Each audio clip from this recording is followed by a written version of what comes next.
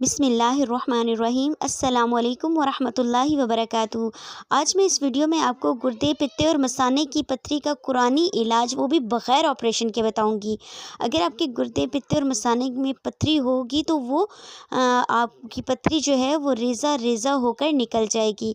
ये एक कुरानी वजीफ़ा है, कुरान की एक आयत है जिसको आपने पढ़ना है तो उससे आपकी पथरी निकल जाएगी। वो आयत ये है कि व इन्ना मिनल हिजारती लमा यतफज्जरु मिनहुल अनहारु व इन्ना मिनहा लमा यशक्ककु फयखरुजु मिनहुल माउ व इन्ना मिनहा लमा यहबितु मिन खशियतिल्लाह वमल्लाहु बिगाफिलिन अम्मा तअमलून।